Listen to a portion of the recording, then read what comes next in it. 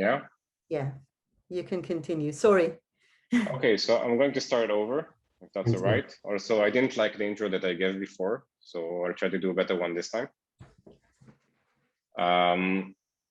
Okay, so from the start. So welcome everyone. This is our first community call, which is pretty exciting.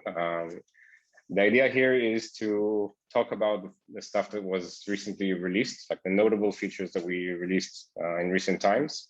I'm going to talk about them, like also on the technical perspective and like what problems they solve, and also a little bit on how they are implemented. I'm also going to cover things that are coming soon. So kind of a glimpse into our roadmap, what we plan on working on in the near future. Talk about what benefit we plan on this giving and how we see lakeFS's future forming in the near months. At the end, I do want to keep some time for questions, but not only for questions. So if you do have any topic that you want to discuss or share, anything that's related to lakeFS or the ecosystem around it, so that would be really cool. And if I could pass the mic to anyone, I'd be more than happy to do so. So without further ado, and sorry for doing the intro twice, for those who already saw the last one, I'll get started. Right, so the first thing I wanted to cover is the more notable features that were released recently. So the biggest one, or like the biggest announcement from recent times, was our native Spark file system. And this is kind of a shift in architecture for lakeFS, so it's a pretty big thing for us. So what this actually means is that up until about a month ago, the only way to interact with lakeFS for both metadata and data itself was through the lakeFS API and the lakeFS S3 gateway, right? So if I was to request an object or a certain amount of objects from lakeFS, all the data itself would have to go through those API servers. And while this is pretty convenient because I only have to deploy one thing, and as long as my application knows how to communicate with S3, it just kind of works. It's more challenging when you have a bit of a larger scale, right? Because it means that all your data has to also go through the lakeFS servers. So sizing it is a bit of a challenge, and making this behave properly in terms of latency could be more challenging. And for that, we wanted to build something that would let lakeFS do what it's good at, which is like the metadata resolution part. But on the actual data plane itself, we wanted those big data systems to be able to coordinate with the data objects directly. And so the idea behind this integration is that using the lakeFS Hadoop file system, if you implement it into, for example, a Spark job, it would then, this client would be able to communicate with the lakeFS API to understand which underlying objects it needs to pull from, for example, S3. And then the data itself would transfer directly between Spark and S3 or the underlying object store. And so the idea here is that all the, let's say, heavy lifting that has to be done by Spark happens directly between Spark and the object store. So it's as if lakeFS doesn't play a role here. And the faster metadata operations, like the resolution of which objects need to be written or read, goes through the API. And that makes scaling the lakeFS API much simpler because it only has to deal with the metadata operations, right? lakeFS is already optimized to deal with the high throughput of those requests. And now that it doesn't have to transfer the actual gigabytes or terabytes of data through it, scaling it is much easier. So this is kind of a first step. It's still a work in progress. So it is something that we've tested quite heavily. As far as like EMR is concerned, it's something that works pretty well. There are some open issues around it regarding Databricks integration, but this is something we're kind of closing the gap on pretty quickly. So if you are using Spark, if you are using Spark in either production or in testing, we'd be more than happy to talk either about how this integrates into your environment. And of course, if there are issues, we'd be more than happy to talk about those as well. Right, so this is something that we're kind of pretty proud of. It's a big change from the previous way of integrating with Spark. And it's something that in the future will probably provide much bigger benefit to lakeFS users. So this is like one of the biggest things. The second one is what we call garbage collection, right? Which is a very fancy name, I know. This basically means data retention. right? So the idea here is that unlike versioning for code, storing a lot of data costs money. And this cost could be non-trivial for larger installations. And we wanted to provide a cohesive mechanism, something that's like coherent and easy to understand, that allows users to basically specify which commits or which versions they want to retain. Right. So a simple example here would be for my master branch, which is basically my production branch. I want to keep all the versions from the last 2 weeks around, because I want to be able to reproduce issues if they occur, and I want to be able to see the full history and maybe create experiments on top of that. So I want this around for a long time. But for experiment branches, I just created a small branch to try something out. Maybe I don't need to be able to reproduce that for more than like 2 or 3 days. And if I have older versions in history, I don't mind deleting the data objects behind them, because I'll never want to reproduce them. So the garbage collection is basically it's a set of APIs and an accompanying Spark job, which uses those APIs, that lets you define those rules. Right. So through the API, you can say, okay, keep master around for this amount of days, and any branch starting with dev dash something, keep that around for 2 days. And then the Spark job, which actually does the garbage collection itself, would then call this API, ask it, okay, which retention rules are now set for my repository, and get back basically a list of commits. And these commits represent, this is what I want to keep around, and this is the stuff that is okay to delete. And from that, because we store all the metadata about which objects exist within which commit inside the object store itself, the Hadoop client would then know how to create a data frame from that and actually calculate which objects are no longer required in order to satisfy those retention rules. Right. So if I wanted to keep master around for 2 weeks and other branches for 2 days, and I have an object which is not addressable by any of those commits, it means that as far as lakeFS is concerned, it's something that could be deleted. So we do that calculation on top of the data frame. So it's a distributed calculation, which then results either in a list of files that lakeFS would want to delete, which is basically kind of a dry run, or the actual deletion of the data. Okay, we plan on extending this mechanism in the future to also provide other functionality like tagging, or maybe even doing other lifecycle policy things like storage tiers. But for now, like the most pressing issue would be, I want to delete data because I have regulation or I just don't want to pay for it. So we started with garbage collection. So far, if you do have any questions, feel free to paste them on chat or just unmute yourself and ask. Again, I'd much rather have this as kind of a conversation if you do have questions. And if not, I will proceed to the next thing.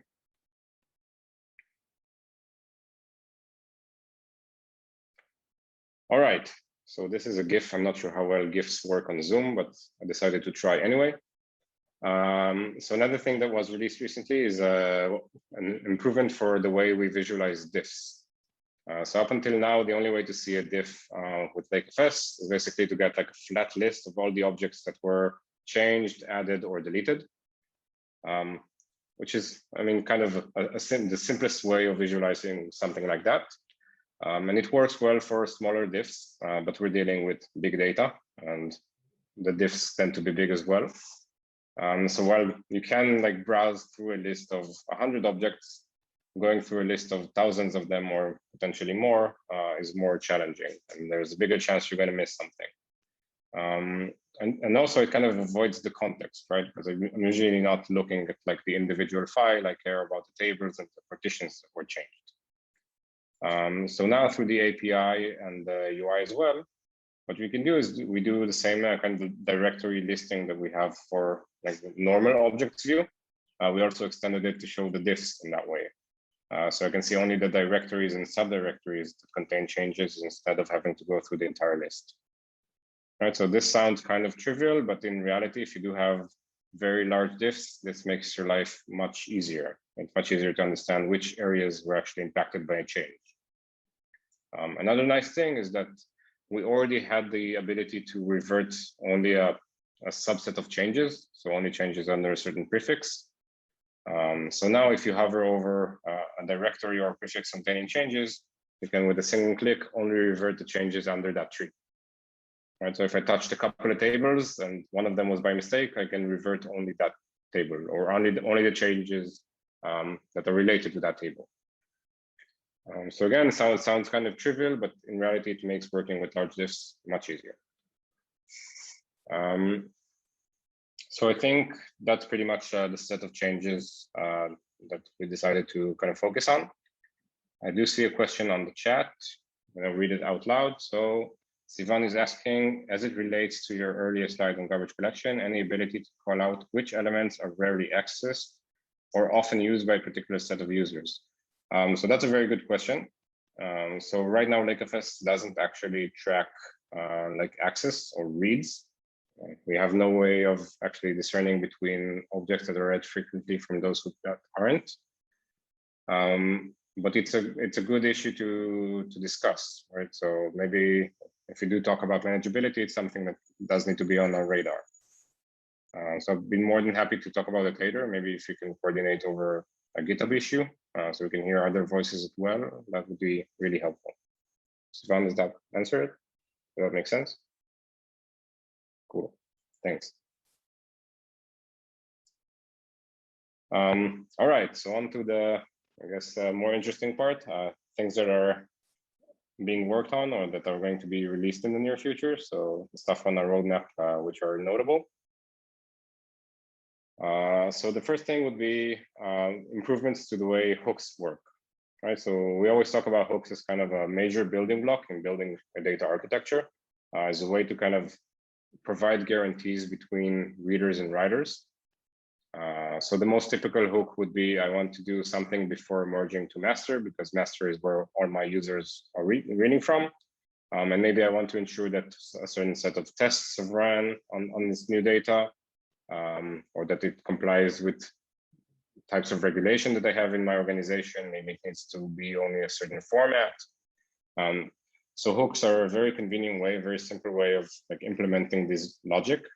And it's very kind of, I guess, similar to what you probably see on stuff like GitHub Actions or Jenkins or other build tools. And this is what we call kind of data lifecycle management. It's implemented using those hooks. So lakeFS nowadays already supports this concept.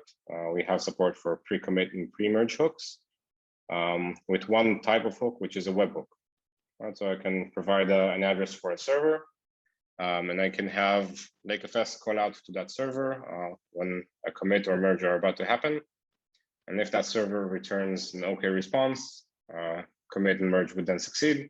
Otherwise, you would get an error and that commit would fail, or that merge would fail. And this is a really good place to implement tests.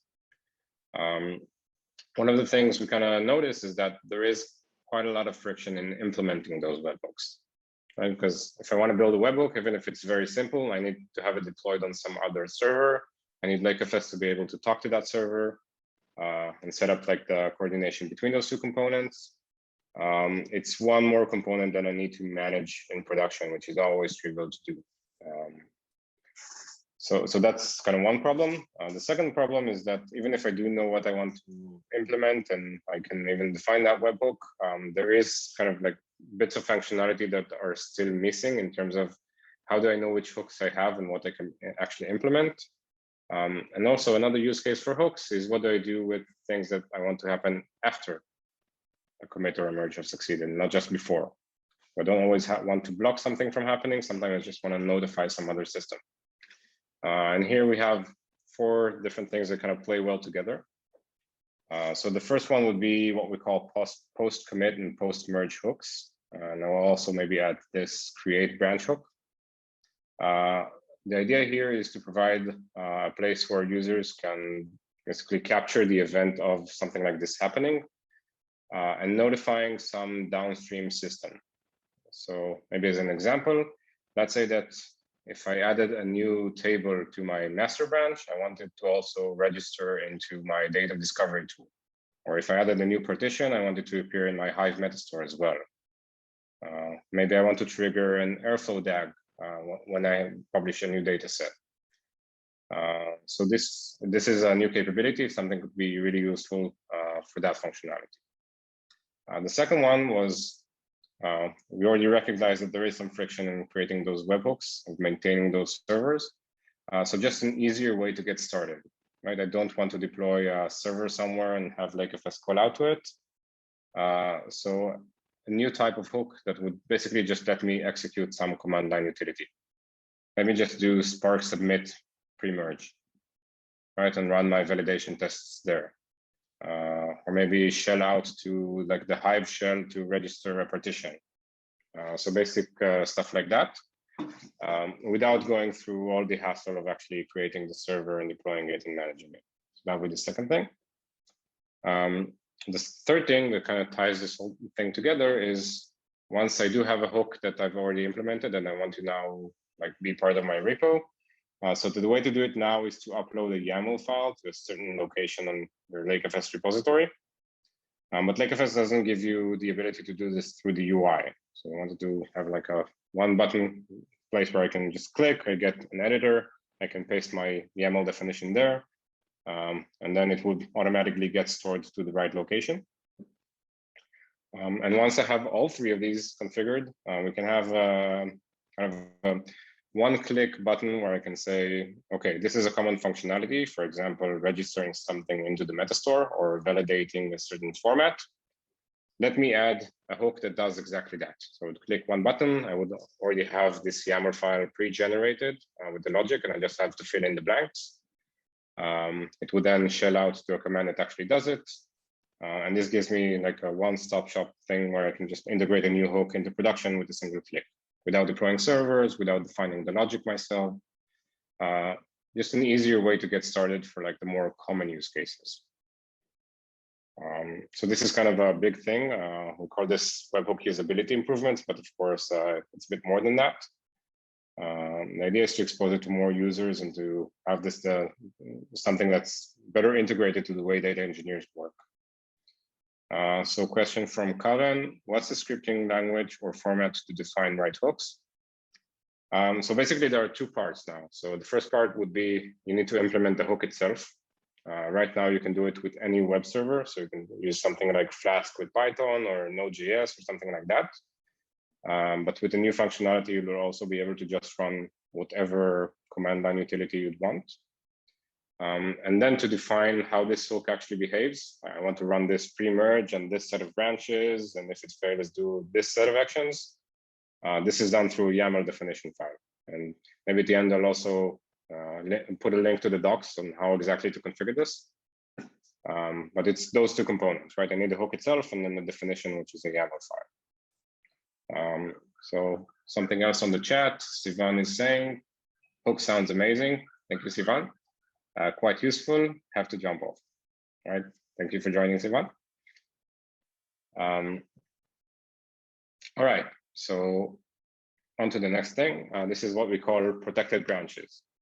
So say you are using the hooks functionality and you put like validation steps that happen between the branches you're actually doing the work on and your master branch where everyone's reading from.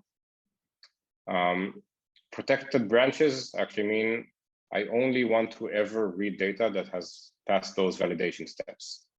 And what this actually means in reality is that you can define a set of branches that cannot accept any writes other than being merged into.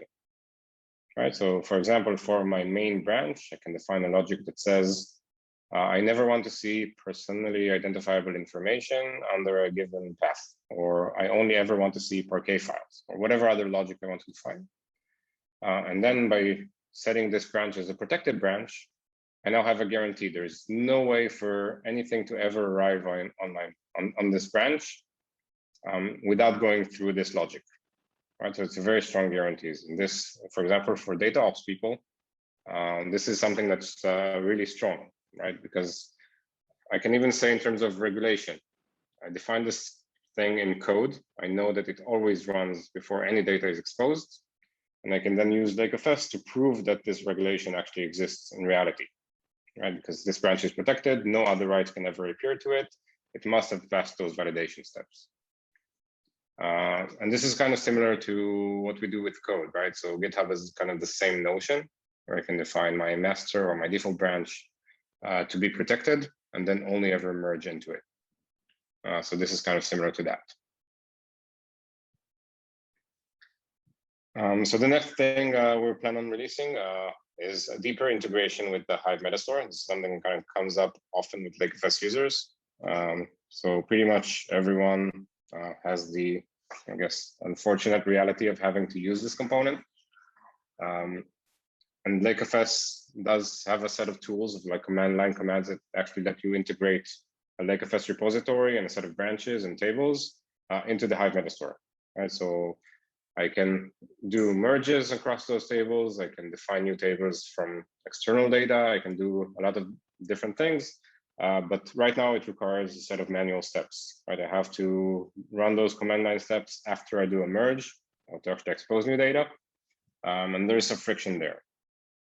So big first step here is to actually use the post-merge and the post-commit hooks that we talked about earlier to define a set of reusable hooks for metadata, for Metastore registration, right? So a typical workflow would be, I'm working on a development branch, I'm adding a new partition, maybe as part of an automated job or an ETL.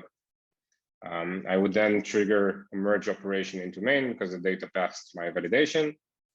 And as soon as data is merged into main, that post-merge hook would then trigger, which would then register that partition to my Hive Metastore, making it accessible to whoever's using Hive or Hive Metastore. So this is basically a good way of integrating with existing Metastore. So either the normal Hive Metastore or Glue Data Catalog on AWS.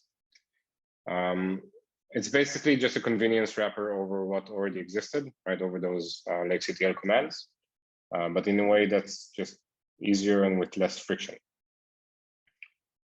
So realizing that vision of what we wanted this integration to look like is basically to expose lakeFS itself as kind of a version of the Metastore, right? So not only versioning the underlying objects, but also the metadata surrounding them.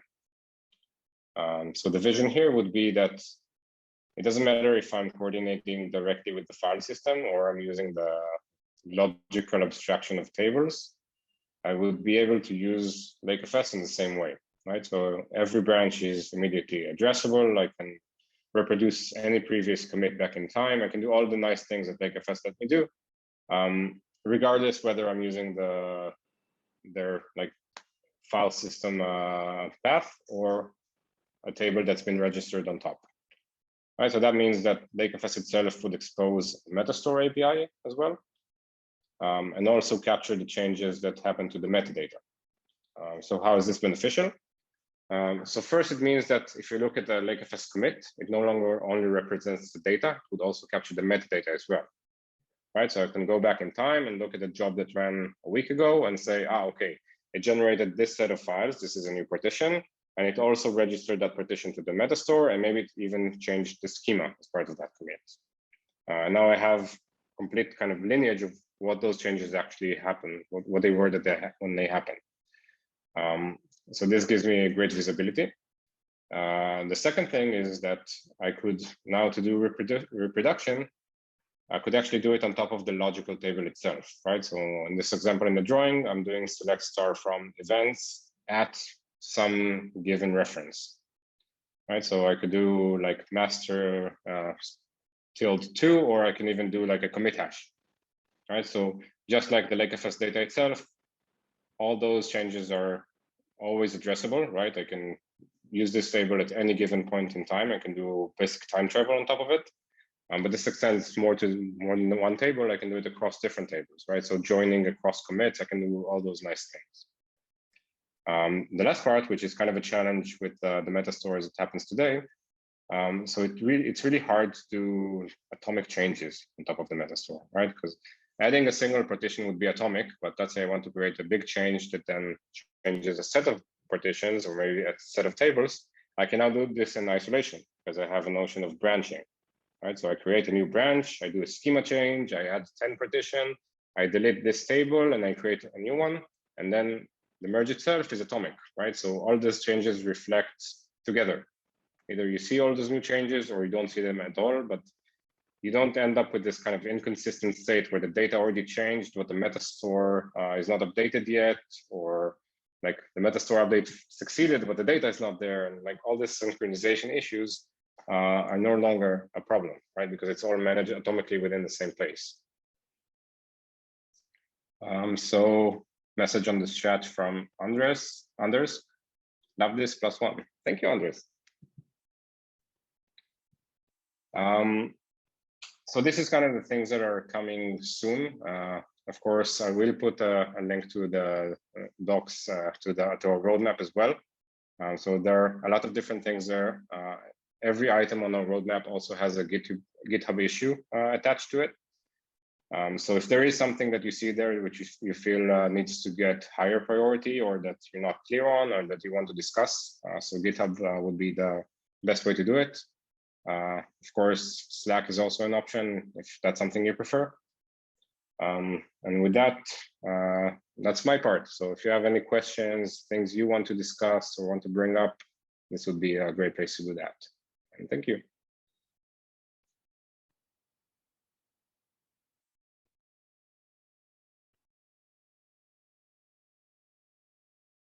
I'm going to hang around here for a minute more if someone thinks of a question. Thanks a lot, Oz. If anyone, we did have a little conversation going on with some community members in the previous instance of the call, but yeah, we can continue this conversation. If anyone has any questions to Oz or the project leadership or the project team, feel free to speak. Ask the questions or initiate any discussion. And this is why we have this platform here as a community call.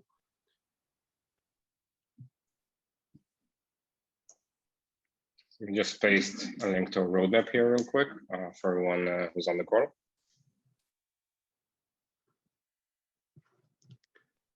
Yeah, thank you, Oz. We see it in the chat now.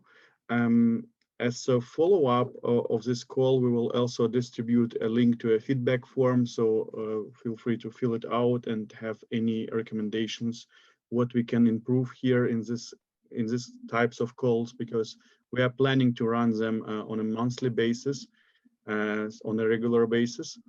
And everyone, because you are a lucky one, you are attending the first ever call, a community call today, and you will have a chance to claim your unique lakeFS swag. You will have it also in the form, somewhere there in the feedback form, which you will receive today already.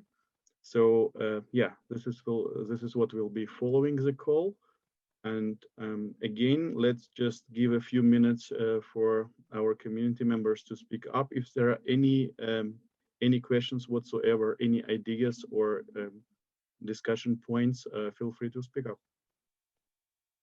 Karen, we will be posting this on YouTube as well, right? Yeah, this is the plan. So this call is being recorded now. That's probably what we will be doing with every call, because we are pretty sure there will be more community members who will catch up. Maybe they haven't managed to attend the call today, so they will be able to watch your presentation, Oz, and leave their own comments under it. Maybe there will be later questions to the whole speech. And yeah, that will be, we are planning to record every session like this. Aparma is actually writing into the chat, thanks for the talk, got good insight into the roadmap. That's great. Thank you, Aparna.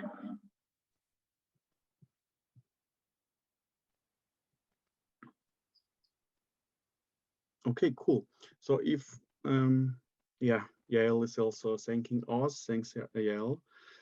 If there are no further questions, I would say let's call it a day. All right. Thank you, everyone, for participating. Thank you, everyone. See you next time.